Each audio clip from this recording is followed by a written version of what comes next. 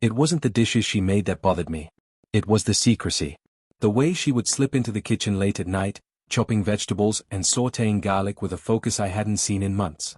When I asked her what was going on, she always smiled that sweet, innocent smile and told me she was just trying something new in the kitchen. But it felt like something more. Something was hiding beneath the surface. A sudden love for cooking? It didn't make sense. I still remember the first time I walked into the kitchen after dinner one evening. It was late, and she was standing at the stove, the smell of something savory wafting in the air. It was a dish I'd never seen her make before. The kind of meal you'd expect from a restaurant, not someone who claimed they didn't know how to boil pasta when we first met. "Smells good," I said, leaning against the doorframe. She didn't even glance at me, too busy stirring something in a pan. She was dressed in an apron that wasn't hers, one I'd never seen before. She didn't even flinch when I spoke. Normally, she'd smile and ask how my day went or tell me about something silly from work. But tonight, she was lost in her cooking. "I've been meaning to try something new," she said, her voice barely rising above the sizzling of the pan. It was like she didn't even hear me. "New? What brought this on?" I asked, trying to keep my tone casual. I didn't want to sound accusing, but something didn't sit right. She never cared about cooking. She always said she couldn't cook, that it wasn't her thing. And yet here she was, pouring so much energy into it, at the oddest times of the night. She turned to look at me, a sheepish smile tugging at the corners of her lips. "I just thought it'd be fun to learn. That's all." I watched her for a moment longer. The apron, the focus, the quietness, it was all so off. Then I heard it, a buzz from her phone on the counter. She didn't pick it up. But I did. The screen lit up, a message from a contact that wasn't in her usual circle of friends. "Thanks for the meal. It was exactly what I needed. See you tomorrow?" I blinked at the message. My stomach dropped. I glanced back at her, my heart racing. She must have seen the expression on my face, because she turned from the stove with a sigh, finally wiping her hands on the apron. "It's nothing," she said. "Just a friend." "Who's this friend?" I asked, my voice suddenly more urgent than I intended. She hesitated. A long, painful silence stretched between us. "It's someone I've been helping out. A friend from work." A friend from work. The same vague response she always gave when I asked about this new friend who was apparently so important to her. But there was something in her eyes, something I hadn't seen before. A flicker of guilt. Or was it shame? I couldn't tell. I should have let it go. I should have backed off, let her have her space. But the words tumbled out before I could stop them. "What are you really doing, honey?" I asked, my voice softer now, but still firm. "Who are you cooking for, and why won't you tell me the truth?" She set the spoon down with a soft clink and sighed. "It's complicated. I can't explain it all right now." I felt a tightness in my chest, a weight I didn't want to bear. This wasn't about the cooking anymore. It was about trust. It was about something I couldn't quite grasp. But I could feel it. The distance. The secrecy. The way she seemed to be slipping further away from me, and I had no idea why. Just then, her phone buzzed again. Another message. I shouldn't have looked. I knew that. But my hand moved before I could stop it. I reached for the phone. It was another message from the same number. "The lasagna was amazing. Thank you for everything. You're amazing. I can't wait to see you again soon." My heart slammed against my ribs, and 1,000 thoughts filled my mind. She was making meals. Delicious, intricate meals. And not for me. For someone else. Someone she didn't want to tell me about. "Who is this?" I asked again, my voice barely above a whisper now. "I can't tell you yet," she said, her voice cracking ever so slightly. "But it's nothing, really. Don't worry about it." But I wasn't sure how to stop worrying. How could I? She had never been like this before.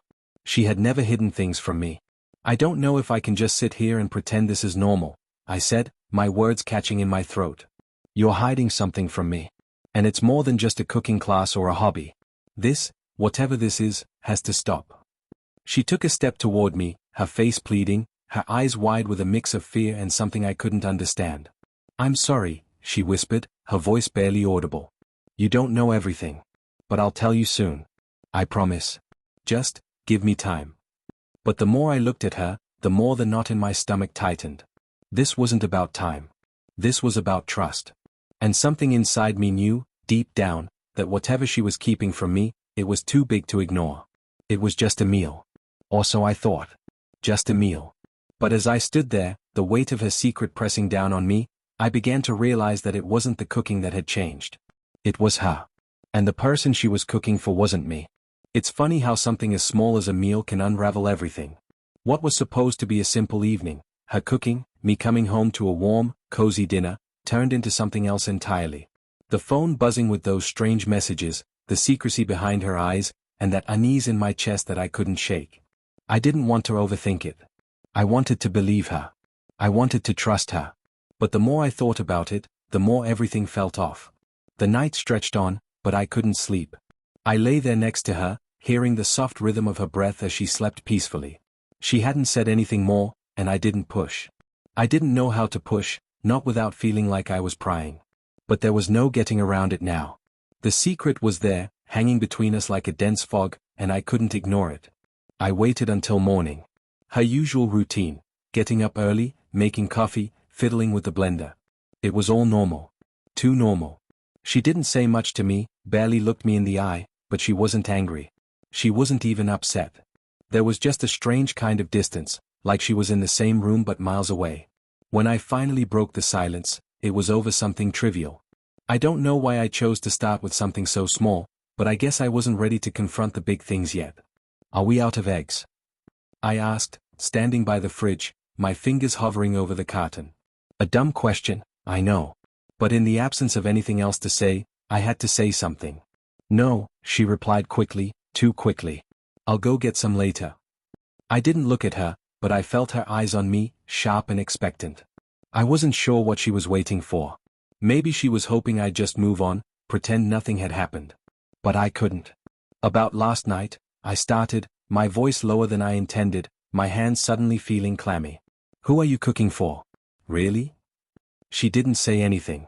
She just stood there, holding her coffee mug, her expression unreadable. Then she took a deep breath and set the mug down on the counter. You want the truth? She asked, her voice almost a whisper. I nodded, not trusting myself to speak. Her eyes were on me now, focused and intense. It's not what you think. I know I haven't been completely open with you, and I should have been. But I don't want you to think it's something terrible. I stayed silent, waiting for her to continue. The seconds stretched out longer than I expected. I've been seeing someone, she finally said, her voice steady, though her hands were trembling slightly. Not in the way you think. Not like you're imagining. But I've been helping someone. Someone who's going through something really hard. Her words hung in the air like a delicate thread, fragile and too thin to hold the weight of everything she was saying. My heart sank. The ground beneath me seemed to tilt, just slightly, like the world was spinning and I couldn't stop it. I felt like an idiot. She'd been cooking for someone. She'd been slipping away at night, lying about where she was going, all the while she was helping someone else. And here I was, thinking it was just about meals, about a new hobby. Who is he? I managed to ask, the words tasting sour as they left my mouth. He's not what you think. She shook her head, as if trying to ward off the question before it could take root. He's a friend. A colleague. But why? I pressed, unable to let it go. Why lie about it? Why didn't you tell me? You were so secretive. She looked away, biting her lip, and I could see the struggle in her face. Because I didn't know how to explain it. I didn't want you to think that it meant something else. Does it mean something else? The words came out before I could stop them. It was like everything inside me was unraveling in one go, and I couldn't hold it together anymore. No, she said, quickly. No. It's just, he's going through a hard time. His marriage is falling apart, and he has no one to turn to. I didn't know how to help him, but I didn't want him to go through it alone. He needed someone. I stood there, feeling like I was sinking, like I was underwater and could barely catch my breath. Her words sounded plausible enough, noble, even, but they didn't sit right with me. There was something in the way she said it, something too rehearsed, too practiced. And you couldn't talk to me about it? I asked, trying to keep my voice steady. You couldn't trust me enough to tell me what was really going on? She flinched at the question, but she didn't back down. I didn't want to hurt you. I didn't want you to feel like I was betraying you.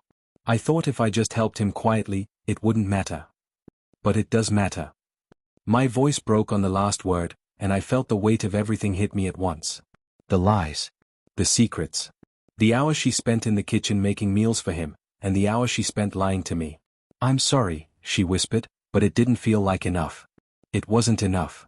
Not when the truth had been hidden for so long. "Sorry doesn't change anything," I said, shaking my head. "You've been cooking for him, but you've been lying to me. It's more than just meals, isn't it? It's more than just helping out a friend. There's something going on that you haven't told me about." Her eyes widened, but she didn't deny it. She didn't say anything. And in that silence, I realized something. The trust we had built over the years, years of love, of friendship, was gone. There was nothing left but this jagged truth between us, something that would take so much more than apologies to fix.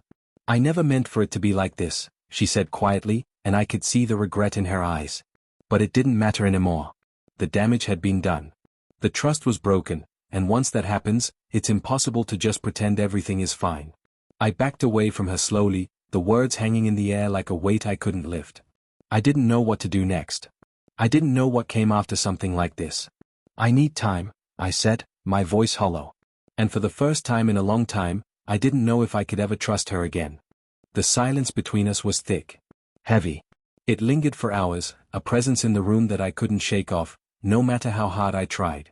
She had apologized, and I'd listened, but apologies didn't change anything. It didn't erase the feeling of betrayal, the image of her cooking meals for someone else while I sat at home, waiting for her to care enough to spend time with me. The worst part? I couldn't even tell if she understood how deeply it had cut me. That night, she went to bed early, claiming she was tired, but I knew it wasn't exhaustion that made her retreat to the covers. She was avoiding me, avoiding the real conversation, the one that needed to happen. And I, too, stayed up late, pacing the apartment, wondering where we had gone wrong. Was it something I missed? Was I blind to the signs that something had been off? The phone calls. The strange hours. The secrecy. All of it had been so subtle, and yet, when I looked back, it was all there, right in front of me. I couldn't sleep.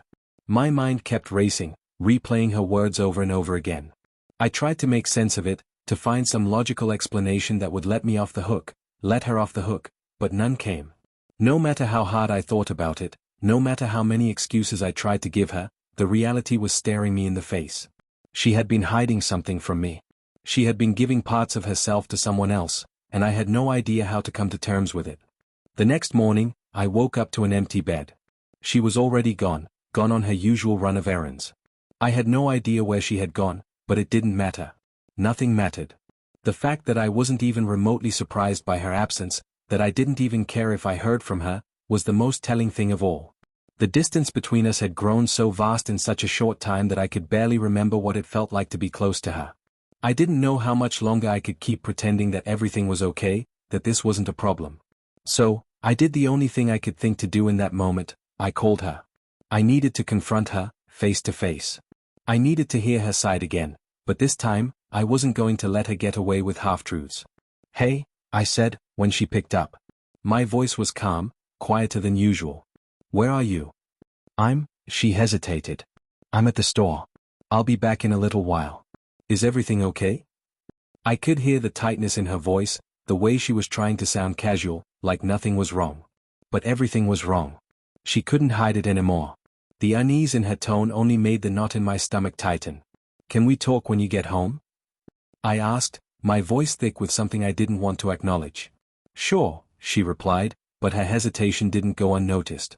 I spent the next hour pacing the apartment, every nerve in my body on edge. When she finally came through the door, I could see it, the way she hesitated before stepping inside, the way her eyes darted around like she was trying to make sure everything was in its place before facing me. "Sit down," I said, my voice firm. I didn't want to waste any more time pretending. She sat, but she didn't look at me directly. Instead, her gaze was on the floor, her hands fidgeting nervously in her lap. "Who is he?" I asked, my heart pounding in my chest. The words felt like they'd been hanging on the tip of my tongue for far too long, and now that they were out there, I couldn't take them back. She took a deep breath, then exhaled slowly, as if gathering the courage to speak. "His name is David," she said softly, barely above a whisper. "He's been going through a lot, and I didn't want to tell you because I didn't want you to get upset. He's not like you think." "Then why didn't you just tell me? Why all the secrecy? Why the lies?" My voice cracked, and it took everything in me not to raise it. I wasn't angry, not yet, but there was a deep, hurt confusion bubbling up inside of me. It was like she had broken every rule without realizing it. Like she was so far removed from our life together that she didn't even see what she had done.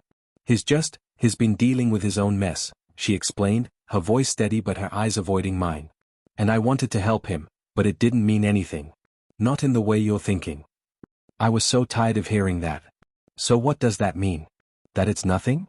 That you've been sneaking around with him, cooking him meals, and it's all just nothing?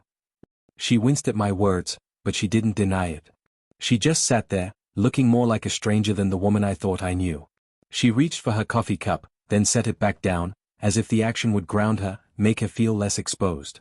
I didn't want to hurt you, she said quietly. I thought if I kept it quiet, kept it to myself, it wouldn't change anything between us. But it did change something, I replied, the pain clear in my voice now. It's changed everything. I could feel the weight of the truth settle in. The more she spoke, the more I realized just how far apart we were becoming. She wasn't the person I thought she was, and maybe I wasn't the person she thought I was, either. I had always prided myself on being open, on trusting her completely, but now, I could see that trust had been shattered in the most subtle of ways. She tried to reach for my hand, but I pulled it away before she could touch me. The act felt too intimate for what we were talking about. It felt wrong, like we didn't belong here anymore. I didn't know what to do, she whispered, her eyes welling with tears now. I didn't know how to make it stop without losing everything. The words hung in the air, unfinished. And I realized, then, that nothing she could say would fix this. There was no easy way out. This wasn't something we could brush aside, not this time. I need some time, I said quietly, standing up from the couch. I couldn't be here anymore. The walls felt like they were closing in on me. She didn't stop me as I walked toward the door. She didn't even try to argue. I stepped outside into the cold night air, the weight of everything pressing down on me. I had no idea what I was going to do next. But I knew one thing for sure. I couldn't go back to the way things were. Not now. Not after everything she'd said. The days that followed were nothing like what I expected. I thought I'd be angry, hurt beyond words, but the truth was, I felt numb. More than anything, I felt an aching emptiness that settled in my chest, like something vital had been ripped out of me without warning. I spent the next few days in a fog, going through the motions of my life, but none of it seemed real. Work, errands, meals, it was all so distant, like I was playing a role in someone else's life. She was still there when I came home. Her things were scattered around, reminders of a life we had built together, but it felt like we were no longer living it. I didn't know what to say to her, didn't know how to ask the right questions. She tried to talk to me, but every time she spoke, it felt like she was speaking in a language I didn't understand. I'm sorry, she said one morning, her voice soft, almost timid. I didn't mean for any of this to happen. Her words were like a cracked mirror, shards of reality that I could barely piece together. I didn't want to hear apologies anymore. I didn't want to hear her tell me she was sorry for something that couldn't be undone. I needed something more, something real. But I wasn't ready to face her yet. I wasn't ready to hear her side of the story again. Instead, I avoided her, kept to myself, and let the silence grow between us. It was easier that way. Easier to pretend that nothing had changed. Easier to avoid the weight of the truth that hung in the air, pressing down on both of us. I started spending more time at the gym, pushing myself harder than usual. It wasn't just about getting in shape anymore, it was about drowning out the noise. The thoughts. The feelings. The guilt. The betrayal. The fear of what would happen next. Every rep, every mile on the treadmill, it was all a way to escape the constant knot in my stomach. I didn't want to think about her. I didn't want to think about David. I didn't want to think about any of it. But no matter how hard I worked, how much I tried to lose myself in the physical exhaustion, I couldn't outrun it. The truth kept finding me, kept haunting me in the quiet moments when my mind wasn't occupied. I started wondering how long she had been hiding things from me. How long had she been lying? How many other secrets were tucked away, just out of reach, waiting for me to find them? I couldn't keep avoiding her forever, though. Sooner or later, the conversation would have to happen. But even then, I didn't know what I wanted from her. Did I want her to explain herself? Did I want her to promise me that it was all a mistake? Or did I just want to hear the truth, every uncomfortable, ugly detail, so I could finally put it behind me? The day came when I couldn't ignore her any longer. It was a Friday, the end of another long week that felt like it stretched on forever. She was sitting at the kitchen table when I came home, her eyes red, her face drawn with exhaustion. She looked like she hadn't slept in days. Her hands were folded on the table in front of her, the quiet posture of someone who knew they were about to say something important. "I know you've been avoiding me," she said, not looking up from her hands. "And I understand why. But I need to tell you everything, Matthew. I can't keep doing this to you. I can't keep hiding it." I stood there, unsure of what to do. My heart was racing in my chest, my breath shallow, but I didn't want to speak. Not yet. I needed to hear her. I needed to know what had been going on in her mind all this time. "I've been lying to you," she continued, finally looking up at me. Her eyes were filled with something I couldn't quite place. "But not in the way you think. It wasn't about the meals or the late nights. It wasn't about David. It was about me, Matthew. About what I've been going through, about what I've been hiding from myself." Her voice trembled now, and I could see how hard it was for her to say these words. She was unraveling in front of me, piece by piece, and I didn't know how to stop it. I've been so focused on helping everyone around me, my family, my friends, David, that I lost sight of myself. I lost sight of what we were building together. I've been running from it, running from us. I thought if I kept giving to everyone else, I wouldn't have to face the things that were wrong in my own life. But it didn't work. It only made things worse. I didn't know how to respond. My mind was spinning. Was this an explanation? Was this the truth? Or was she just pulling me back into a cycle of excuses? "I thought I could fix it," she went on. "But I couldn't. I didn't know how to fix myself, so I started lying to you, lying to everyone, thinking that if I pretended everything was fine, it would be fine. But it wasn't." I sat down across from her, staring at her like she was a stranger. I had no idea who she was anymore. No idea what had happened to the woman I once knew. "So, David," I started, my voice quieter now. "It was never about him." She shook her head quickly. "No. I wasn't in love with him, Matthew. I promise you. He was just a person I could fixate on, a distraction from the things that were eating me alive. But it wasn't fair to you. It wasn't fair to him. It wasn't fair to anyone." The words hung in the air, suspended in the silence between us. I could hear the faint sound of the clock ticking, each second stretching into eternity. I didn't know what to say. I didn't know if I could believe her. It felt too late for apologies, too late for explanations. The damage was done. "I don't know if I can trust you anymore," I said softly, feeling the weight of the words on my tongue. She nodded, tears welling up in her eyes. "I know," she whispered. "I've betrayed your trust. And I understand if you can't forgive me. But I need you to know, I'm so sorry. I never meant for any of this to happen." I felt the sting of her words, but it didn't matter. Nothing she said could erase what had happened. Nothing could change the fact that the woman I loved was now a stranger, someone I didn't know, someone I couldn't trust. "I don't know what's next for us," I said, my voice breaking for the first time in days. "I don't know if there is a next for us." The silence that followed was thick with unsaid words, with too much pain and too much history. And in that silence, I realized that there was no going back. Whatever we had before, whatever we had been, was gone. And I wasn't sure if I could ever get it back. It's strange, isn't it, how you can go from loving someone with everything you have to barely knowing how to look at them. The process is almost unnoticeable at first, small moments, little fissures in the foundation you've spent years building together.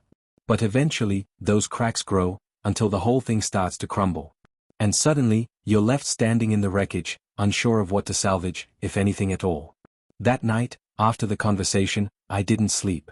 I lay awake in the darkness, replaying everything she'd said, trying to understand it, trying to make it fit into some version of reality that I could live with. Her words echoed in my mind. I thought if I kept giving to everyone else, I wouldn't have to face the things that were wrong in my own life. I wondered if I had missed the signs all along. Had I been so caught up in my own world, in my own expectations, that I failed to see her unraveling? She had been hiding herself from me for months, years, maybe, and I never noticed. How could I not have seen that she was drowning, while I was too focused on my own things to even throw her a life raft? I didn't know what to do with that. It wasn't just the betrayal, the lying. It was the realization that she had been living a life beside me, but not with me. That the woman I thought I knew had been holding pieces of herself back from me, and now I was standing here, staring at a person I wasn't sure I recognized. The next few days felt like a blur. I went through the motions, work, gym, meals, but it all felt so distant, like I was on autopilot. I couldn't go back to the way things were. But I also didn't know how to move forward, how to let go of someone I had loved so fiercely. I didn't want to be the person who couldn't forgive, but I also didn't want to be the person who kept reopening old wounds. And she tried. She tried to make it right, tried to talk through everything, but I could tell by the way she spoke, by the way her hands trembled when she reached out to touch me, that she wasn't just apologizing for what had happened. She was apologizing for the fact that she wasn't sure who she was anymore, either. There was something tragic about that realization, the fact that we were both so lost, both so caught in our own versions of what we thought was reality, that we couldn't even see each other anymore. And no matter how many times she said she was sorry, no matter how many times she promised to change, I couldn't shake the feeling that the trust between us had been irrevocably broken. I think, at some point, I realized that we had both been searching for something, but we had been searching for it in the wrong places. I had been looking for her to fix herself, and she had been looking for me to fix her, to make everything okay again. But we couldn't fix each other. We could only fix ourselves. There was no grand reconciliation, no dramatic moment of forgiveness. It wasn't like the movies where the couple comes together in the end, stronger than ever. There was no promise of happily ever after. In the end, we just let go. It happened slowly, over time, but it was inevitable. I moved out a few weeks later. She didn't cry when I packed my things. Maybe she had cried all her tears already, or maybe she had already let go, too. I didn't know. I didn't ask. It felt like the right thing to do, to leave without a scene, without any more words, because words couldn't fix what had been broken. When I walked out of the door for the last time, I didn't look back. I think we both knew that we couldn't be the people we once were. And maybe that was okay. Sometimes, you have to lose yourself in order to find yourself again. Sometimes, the hardest thing to do is to let go. And though it hurt more than I thought it would, I knew I was doing the right thing for me. A few months passed. I focused on myself, on my own healing, on finding my own peace. There were days when I missed her, when I missed the life we had built together, but I also began to see the truth in what she had said. I had been just as lost as she had been. Just as much a stranger to myself. I started cooking again, something I hadn't done in ages. But this time, it wasn't for anyone else. It wasn't about impressing anyone or playing some role I thought I should. It was just for me. And it was a kind of therapy I hadn't expected. Cooking became something I did to reconnect with myself, to rebuild my sense of identity. Each meal was a small step toward reclaiming who I was, who I wanted to be. There were moments when I thought of her, of what we had lost.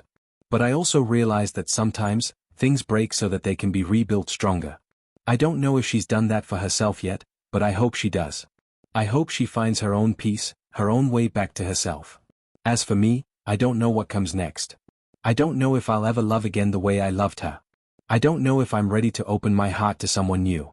But I do know this, the person I was before, the man who was willing to sacrifice everything for someone else, is gone.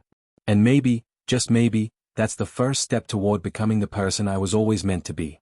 So, I move forward. One meal at a time. One day at a time.